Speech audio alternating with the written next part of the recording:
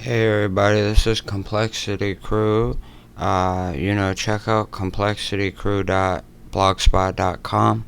And today we're going to be working on, I'll show you how to sidechain a 808 kick drum to like a punchy kick, which we can make as well in this video. So this is for people who are beginning production of music in FL Studio or any other DAW.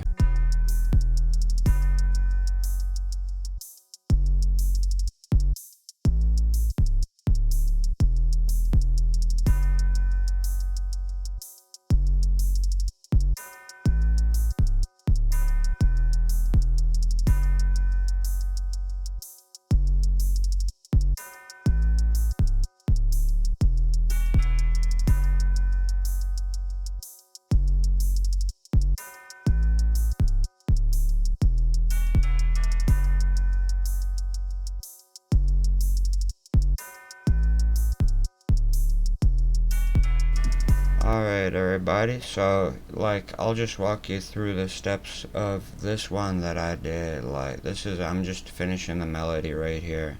So I'll let the music start running in the background and we could talk about what we're doing exactly.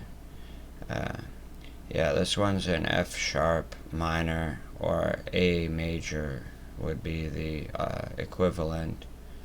And so yeah, I'm just trying to make it sound somewhat melodic. I have a tubular bell sound, as you could tell.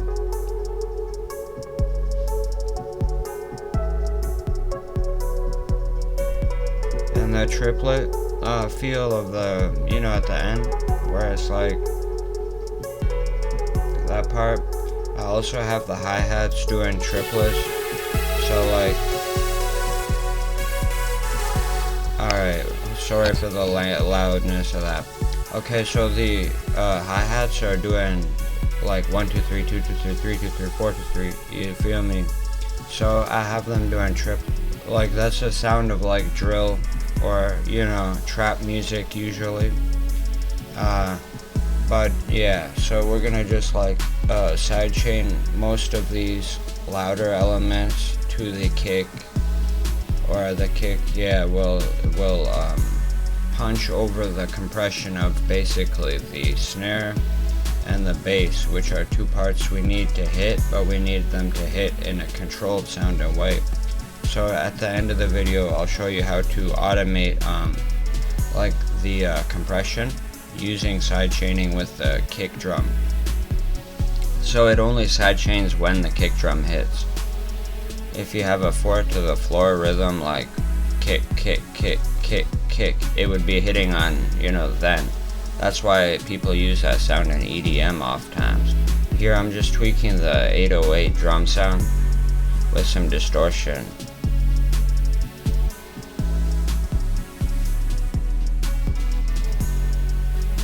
And then we'll put a limiter on there after I EQ it.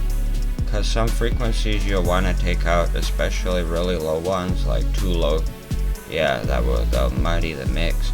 So usually around there, it's you can EQ with your ears once you have a certain amount of understanding. It's otherwise just, it doesn't hurt to try around and see what sticks, what's not sticking.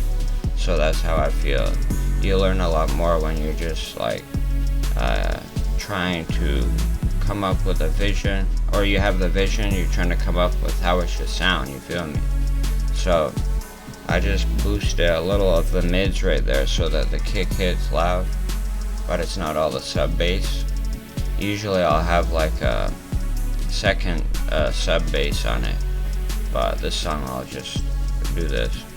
Now we got the limiter open, sidechain on.